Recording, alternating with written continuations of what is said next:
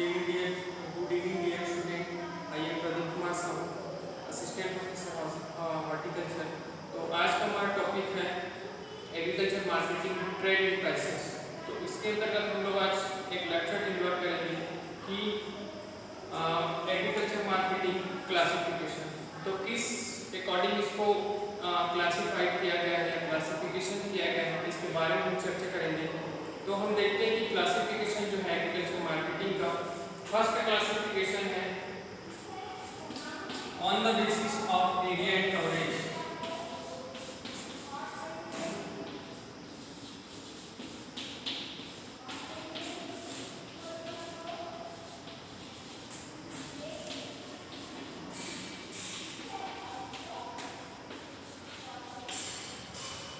तो फर्स्ट हमारा क्लासिफिकेशन है on the basis of area and coverage.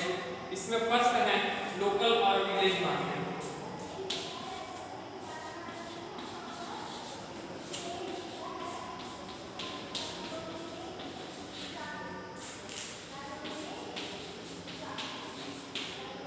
Then second है रीजनल मार्केट।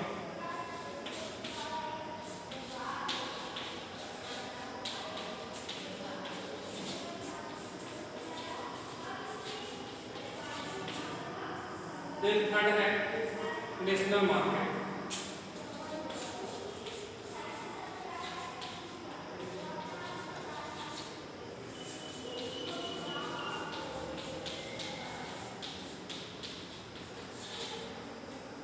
अब हम देखते हैं classification on the basis of area and coverage. तो फर्स्ट है लोकल और विलेज मार्केट, जिसमें जो है क्रेता और विक्रेता जो बायर एंड सेलर्स हैं वो उसी गांव के होते हैं, दूर के नहीं होते हैं, हाईली डिस्टेंस एरियाज के नहीं होते हैं। जो बायर और सेलर हैं वो आसपास गांव एरियाज के होते हैं। और इसमें जो है लोकल और विलेज मार्केट में केवल उन वस्तुओं का सेलिंग किया जाता है जो शीघ्र से जैसे खराब होने वाली या पेरिशेबल गुड्स रहते हैं। और दिस एग्जांपल हमारे जैसे कि डेली यूजेस के लिए हमको मिल्क है, सब्जी है, वेजिटेबल्स है, मीट है एंड एग्स है। तो ऐसे जो लोकल और विलेज मार्केट में शीघ्रनाशी वस्तु का क्रय विक्रय किया जाता है, जिसको खराब होने या नष्ट होने की संभावना जो है बहुत ज़्यादा जल्दी रहती है। ऐसे लोकल और विलेज मार्केट में किया जाता है। देन हमारा सेकंड है कि रीजनल मार्केट। तो लोकल एरिया से विस्तृत होता है, बहुत ही बड़ा होता है या लार्ज स्केल पे होता है, जिसमें बायर और जो सेलर्स हैं वो नजदीक ग्राम से न होकर के आसपास एक एरिया या आसपास कस्बे से, नगर से होते हैं। तो क्रय विक्रय के लिए जो है लार्ज स्केल पे सेलिंग और क्रय विक्रय जो किया जाता है। और दिस एग्जांपल जैसे कि फूड ग्रेन का बाजार है, स्पेशली खाद्यान्न के बाजार है, और जैसे कि एक जो है खाद्यान्न बाजार के अलावा जो है लार्ज स्केल पे जहाँ पे वस्तुओं का क्रय विक्रय किया जाता है। तो इस टाइप से जो मार्केट है उसको रीजनल मार्केट जो है कह सकते हैं। देन हमारा थर्ड है नेशनल मार्केट। तो क्रेता और विक्रेता जो है नेशनल मार्केट में देश के विभिन्न क्षेत्रों से, विभिन्न राज्यों से और उनके विभिन्न जिलों से या विभिन्न ब्लॉक या तहसील से होते हैं, जिसमें उन वस्तुओं का मार्केटिंग होता है जो अधिक समय तक संग्रहित, हाईली अधिक समय तक उसका संग्रहित या स्टोरेज किया जा सकता है। जैसे कि क्लॉथ है, कपड़ा है, चाय है, टी, और जैसे कि खाद्यान्न वस्तुएं हैं, व्हीट है, गेहूं या धान है। तो इस प्रकार की जो नेशनल मार्केट है उसमें क्रेता और विक्रेता जो है बहुत ही अन्य विभिन्न डिफरेंट प्लेस के होते हैं, अन्य राज्य के होते हैं। तो ये नेशनल मार्केट का एक एग्जांपल है। देन फोर्थ है इंटरनेशनल मार्केटिंग। तो इंटरनेशनल मार्केटिंग में जब किसी वस्तु को खरीदने एवं जो बेचने वाले हैं वो पूरे विश्व के या संसार बहुत सारे कंट्रीज के होते हैं, और उसमें केवल उन वस्तुओं का क्रय विक्रय किया जाता है जिसमें पूरे जो है एक कंट्री से दूसरे कंट्री आयात या निर्यात, एक्सपोर्ट इंपोर्ट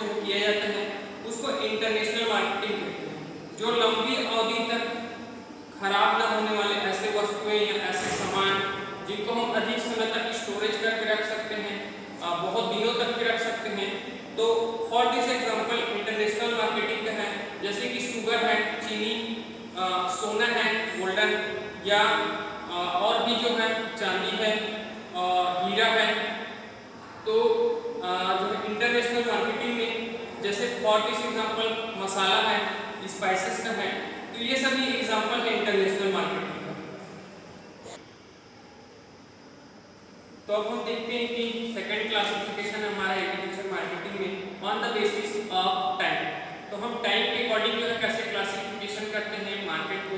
तो फर्स्ट हमारा है वेरी शॉर्ट पीरियड मार्केट, या बहुत ही कम टाइम के लिए हम कैसे मार्केटिंग करते हैं। वेरी शॉर्ट पीरियड मार्केटिंग, तो कम समय के लिए, बहुत ही कम समय के लिए, जैसे कि हमको फॉर दिस एग्जांपल सुबह एवं शाम की जो डेली यूजेस की जो आवश्यकताएं की जो चीजें हैं या सामान है, उसके लिए 1 से 2 घंटे में ही हम जो है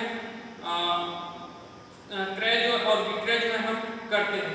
तो ऐसे जो है मार्केटिंग जो है वेरी शॉर्ट पीरियड मार्केटिंग होती है। और वेरी शॉर्ट पीरियड जो मार्केटिंग है उसमें हम जो है ऐसे वस्तुएं या गुड्स का सेलिंग करते हैं या बाइंग करते हैं जिसमें जो है बहुत ही शीघ्र जो है जल्दी से खराब होने वाली वस्तुएं रहती हैं। फॉर दिस एग्जांपल जैसे कि वेजिटेबल्स हैं जो हम सुबह या शाम के लिए जो है डेली मार्केट से हम जो है सेलिंग करके लाते हैं और देन उसका जल्दी से हम उपयोग या कंजप्शंस करते हैं। देन सेकंड एग्जांपल है जैसे फ्रूट्स है, सुबह या शाम 1 या 2 घंटे के लिए हम जो है मार्केटिंग करते हैं इसके लिए। और देन थर्ड एग्जांपल है जैसे कि मीट है या दूध है और एग है। तो ये ऐसे फॉर दिस एग्जांपल है जो हम वेरी शॉर्ट पीरियड मार्केटिंग के लिए बहुत ही कम समय के लिए करते हैं। 1 से 2 घंटा की अवधि रहता है, ड्यूरेशन रहता है और हमको डेली जो है इस वस्तु या सामान की जरूरतें रहती हैं, रिक्वायरमेंट रहता है। तो ये है शॉर्ट पीरियड मार्केट। देन हमारा सेकेंड है टाइम के अकॉर्डिंग जो है शॉर्ट पीरियड मार्केटिंग। तो शॉर्ट पीरियड मार्केटिंग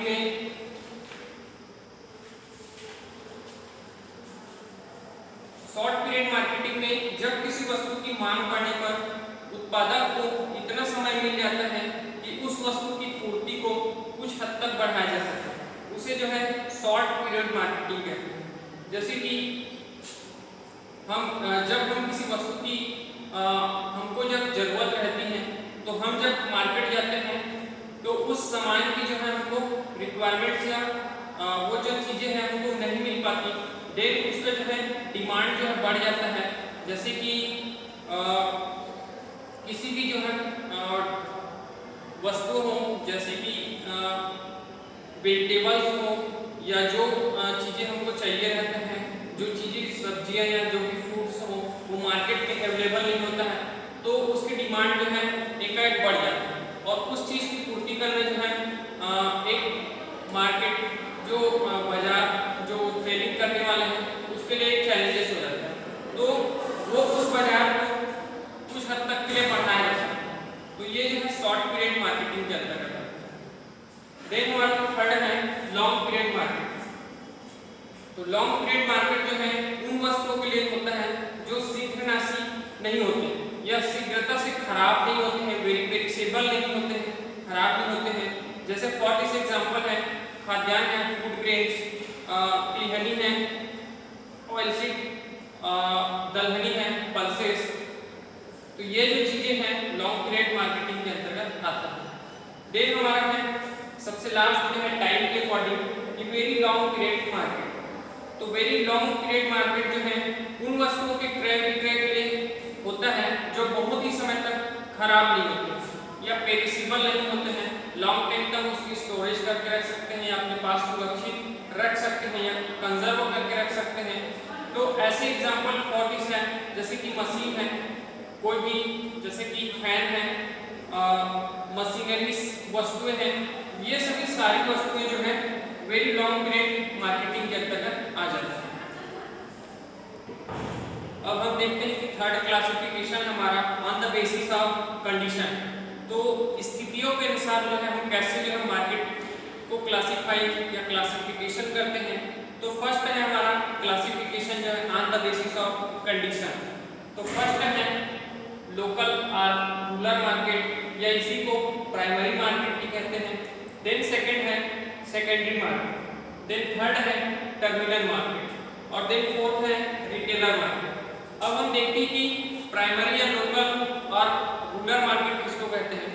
तो बड़े कस्बों में ऐसे स्थान में जहां पर एग्रीकल्चर कम्युनिटीज जो कृषि उत्पाद है उसका जो है प्रोडक्शन होता है, ज़्यादा होता है, बहुत ही लार्ज स्केल पे होता है। यहाँ पर कृषक जो है अपनी अधिकांश जो उत्पाद है प्रोडक्ट है उसको जो है बेचने के लिए प्राइमरी मार्केट या लोकल और विलेज मार्केट का सहारा लेता है या वहीं पे अपना जो प्रोड्यूस है उसको सेलिंग करता है। देन सेकंड है सेकेंडरी मार्केट। तो सेकेंडरी मार्केट जो है बड़े शहरों जैसे कि कस्बों सिटीज में या एवं रेलवे स्टेशन के समीप जहां पर वस्तुओं का जो है क्रय विक्रय किया जाता है, ग्रामीण व्यापारियों एवं थोक व्यापारी के मध्य जो है होता है। यहीं से दुकानदार जो है क्रय एवं विक्रय कर अपने क्षेत्र में विक्रय के लिए ले जाते हैं। तो ये जो है सेकेंडरी मार्केट कि हमारा जो प्रोड्यूस है वो पहले प्राइमरी या रूरल मार्केट्स में जाता है, देन सेकंड जो है सेकेंडरी मार्केट में पहुंचता है। तो ये जो सेकेंडरी मार्केट्स हैं ये इसमें एक सिटीज में हो सकता है, एक कस्बा में हो सकता है या रेलवे स्टेशंस हैं जहाँ पे वस्तु का क्रय विक्रय या बेचने खरीदने के लिए लोग जो है वहाँ पे प्रेजेंट रहते हैं और जिसमें ग्रामीण व्यक्तियों जो है और थोक व्यापारी जो है उसके मध्य में जो है सेलिंग होता है और यहीं से वो अपना जो है सामान खरीद करके एक दूसरे एरियाज में ले जाते हैं, अपने क्षेत्र में ले जाते हैं और किसी भी प्रोडक्ट या प्रोड्यूस का विक्रय करते हैं। तो ये है हमारा सेकेंडरी मार्केट। देन हमारा अगला क्लासिफिकेशन अकॉर्डिंग जो है on the basis of condition के अकॉर्डिंग टर्मिनल मार्केट थर्ड है, जहां टर्मिनल मार्केट ऐसे मार्केट है जहां से उत्पाद जो है पुनः उस रूप में विक्रय के लिए नहीं आता है। इन बाजारों से उत्पाद अंतिम उपभोक्ता को अथवा दूसरे देशों को निर्यात करने वाले व्यक्ति को किया जाता है। तो टर्मिनल मार्केट जो है जैसे कि हम किसी भी एग्रीकल्चर जो प्रोडक्ट है जैसे फॉर एग्जांपल स्पाइसेस हैं उसका हम प्रोडक्शन कर रहे हैं अपने फार्म पे, तो वो प्रोड्यूस को हम जो है डायरेक्ट ना तो लोकल मार्केट में सेलिंग करते हैं और न ही जो है प्राइमरी मार्केट में ना सेकेंडरी मार्केट में, हम सीधे अपने जो है प्रोड्यूस को सीधे जो है निर्यात करने के लिए, एक्सपोर्ट करने के लिए उसको डायरेक्ट जो है अन्य देश फॉरेन कंट्रीज या दूसरे स्टेट्स जो है उसको सेलिंग कर देते हैं। तो ये हमारा टर्मिनल मार्केट। देन लास्ट है रिटेलर मार्केट। तो रिटेलर मार्केट हम किसको कहेंगे कि रिटेलर मार्केट जो है इन बाजारों में खाद्यान्न, फूड क्रॉप्स जो है या अन्य वस्तुओं की बिक्री थोड़ी थोड़ी मात्रा में उपभोक्ता एवं जो छोटे व्यापारियों के मध्य होता है। तो विक्रेता जो है छोटे दुकानदार होते हैं जो माध्यमिक छोटे बाजार से उत्पाद क्रय करके प्रोड्यूस को क्रय करके इन बाजारों में विक्रय करते हैं और यह जो है देश के सभी स्थानों में विद्यमान रहता है। तो रिटेलर मार्केट ये है कि हम जो है किसी भी गुड्स या वस्तुएं हैं या एग्रीकल्चर प्रोड्यूस है उसको खरीदते हैं थोड़ी मात्रा में, बहुत ही कम मात्रा में खरीदते हैं और उसका जो है उपभोक्ता कंज्यूमर तक पहुंचाना और छोटे व्यापारियों के मध्य जो है एक दूसरे से क्रय और विक्रय जो है होता है। तो ये जो बाजार है अधिकांश में हमको देखने के लिए मिलते हैं रिटेलर मार्केट जो है और यह देश के सभी स्थानों में होता है, सभी स्टेट्स में होता है और सभी जो है एरियाज में ये जो है काफ़ी प्रचलित में है या प्रचलित है। तो इसको हम कह सकते हैं कि retailer market. Agriculture marketing classification में हमारा 4th नंबर का क्लासिफिकेशन है on the basis of control. या नियंत्रण। तो नियंत्रण के आधार पर जो है हमारा क्लासिफिकेशन है, फर्स्ट जो है रेगुलेटेड मार्केट और देन सेकंड है अनरेगुलेटेड मार्केटिंग या मार्केट। तो पहला है रेगुलेटेड मार्केट। तो रेगुलेटेड मार्केट जो है मंडी समिति के द्वारा नियंत्रित होता है, कंट्रोल होता है। जो भी हमारे मंडीज रहते हैं, जैसे कि कृषि उपज मंडी समिति एक एरियाज में रहता है, डिस्ट्रिक्ट में रहता है, ब्लॉक्स में रहता है, तहसील में रहता है। तो ये जो रेगुलेटेड मार्केट है, सारी जो है इसका रूल्स एंड रेगुलेशन जो है मंडी समिति के द्वारा ही इसका जो है प्रबंधन किया जाता है या नियंत्रण किया जाता है, जिसमें कि हम अपने जो प्रोड्यूस है उसको कृषि किस्मों की बिक्री जो है कानूनी जो नियमों के आधार पर, रूल्स एंड रेगुलेशन के आधार पर, और जिसमें किसानों को उचित जो है वाजिब दाम मिल सके या उसको उसके जो प्रोडक्ट है उसका उचित मूल्य या अच्छा मूल्य जो है उसको प्राप्त हो सके, एवं उसके साथ हमेशा जो है न्यायपूर्ण समानता के साथ उसको अधिकार मिल सके। तो ऐसे जो है इस प्रकार का जो कंट्रोल का नियम्स है वो रेगुलेटेड मार्केट के अंतर्गत आता है। और हमारे जो मंडीज रहते हैं, कृषि उपज मंडी समिति, तो मंडियों में जो फैली हुई कुछ असुविधाएं हैं, कुरीतियां हैं, या जो चीजें जो है हमको हमारे लिए गलत रहता है, तो उन सभी चीजों के लिए ये जो है इस प्रकार की व्यवस्था रहता है कि किसानों के साथ जो है अन्याय न हो सके या उसके साथ उसके मूल्य का उसको वाजिब दाम न मिल पा रहा हो। तो इस कंडीशन में जो है हम रेगुलेटेड मार्केट के नियमों के आधार पर हम अपने जो प्रोडक्ट है या प्रोड्यूस है उसको सेलिंग कर सकते हैं रेगुलेटेड मार्केटिंग में। और कुछ जो है उत्पादन जो है मंडियां जो है स्थापित की गई हैं या कर सकते हैं, जिसमें जो है सारी व्यवस्थाएं जो है मंडी समिति या मंडी समिति के जो पूरे जो एक पैनल कमेटी होता है उसके आधार पे हम अपने कोई भी प्रोडक्ट है उसको वहाँ पे सेलिंग जो है कर सकते हैं और हम अपना सही जो है वाजिब दाम हमको मिल सकता है। देन हमारा सेकंड है अनरेगुलेटेड मार्केट। तो अनरेगुलेटेड जैसे कि नाम से स्पष्ट है कि वहाँ पे कोई रूल्स, नियमों या कानूनों का जो है कोई जो है पालन नहीं होता है, कोई फॉलोअर्स नहीं होता है, कोई गवर्नमेंट के जो भी नियम या अधिकार है उसको वहाँ पे लागू नहीं किया जाता है या उसके नियमों को दरकिनार किया जाता है। तो अनरेगुलेटेड मार्केट जो है इसमें जो है व्यापारी अपने इच्छा पूर्ण से कार्य करते हैं और दोषयुक्त कार्य करते हैं और दोषयुक्त प्रणाली से, दोषयुक्त सिस्टम से जो है वो काम करते हैं। इस कारण इस जो मार्केटिंग जो है अनरेगुलेटेड मार्केट उसमें जो है मार्केटिंग कास्ट जो है भी बढ़ जाता है, अधिक लगता है, और इससे जो है मार्केटिंग का रूल्स का जो है नियमों का पालन नहीं होता है और व्यापारियों के द्वारा जो है जो बनाए गए जो उन लोगों के अकॉर्डिंग व्यापारी या फुटकर जो व्यापारी है वो अपने हिसाब से नियम बनाते हैं, अपने अकॉर्डिंग जो है रेट फिक्स करते हैं और किसानों से या जो बेचने वाले जो लोग वहाँ पे अपना प्रोडक्ट लेके जाते हैं उनसे जो है औने पौने दाम पे जो है उसका क्रय या विक्रय करते हैं। तो इसमें कोई किसी भी प्रकार के उनके साथ न्याय जो है नहीं होता है और जिससे जो है कृषक एवं उपभोक्ताओं के हितों की रक्षा करने के उपाय जो है ऐसे उपाय सम्मिलित नहीं होते हैं, ऐसे जो है अनरेगुलेटेड मार्केट के अंतर्गत आता है। तो हम देखते हैं कि फर्स्ट हमारा रेगुलेटेड मार्केट में सारी जो सिस्टम है, सारी जो प्रक्रिया है एक सिस्टम पे वर्क होता है, गवर्नमेंट्स के रूल्स एंड रेगुलेशन को फॉलो कर किया जाता है। देन सेकंड अनरेगुलेटेड मार्केट में जस्ट उसके अपोजिट होता है, कोई नियमों, रूल्स, रेगुलेशन, गाइडलाइंस जो गवर्नमेंट के द्वारा बनाए गए हैं, कृषि उपज मंडी के द्वारा बनाए गए हैं या राज्य की जो कृषि उपज मंडियां हैं उसके अकॉर्डिंग जो है वहाँ पे काम नहीं होता, उसके अकॉर्डिंग जो है वो वहाँ पे सही तरीके से किसी भी वस्तु का क्रय विक्रय नहीं करता है। तो इस प्रकार के जो रेगुलेटेड अनरेगुलेटेड मार्केट का हम क्लासिफिकेशन देखे हैं on the basis of control, नियंत्रण के आधार पर। Thank you so much.